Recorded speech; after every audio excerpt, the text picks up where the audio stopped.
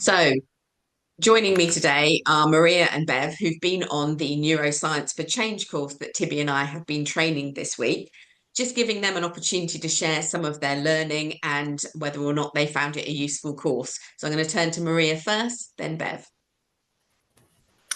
Thanks very much, Melanie. I found this course incredibly useful and certainly very much looking forward to. I feel, in fact, I've just started my journey in neuroscience, particularly not only for my work as a business change lead, but also how that's going to inform how I live the rest of my life. Really, it's been quite transformational. And in fact, Tibby, I must say I did write down your closing comments in the course about work with the neurobiology that we have rather than against it, and it's been a fascinating insight, so thank you both.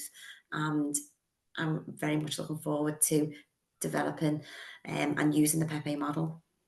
It's been fascinating for me. I've been in the same boat in that I do recognize over the last couple of years how understanding how our brains work is changing how I work because I'm trying to be brain smart and not fight how my brain wants to work. So it's interesting about a similar view. What about you, Bev?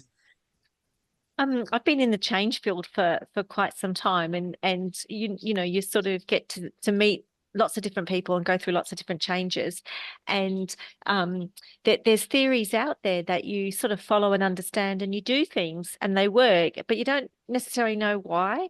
And what I found over the last couple of days is really understanding more about how our brain works, so why some of these things are occurring. So the energy and the pain levels and things like that. So why sometimes you're more effective when you apply something compared to something else.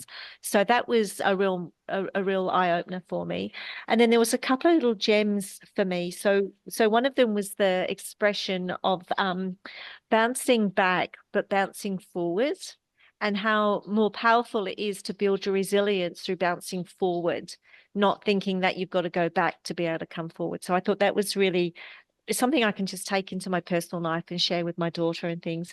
And then the last one was really around all the different elements that we've learned in the last 2 days of how it's not just about the words of mindfulness or growth mindset that you sort of hear banded around a lot, but actually it's a lot broader than that.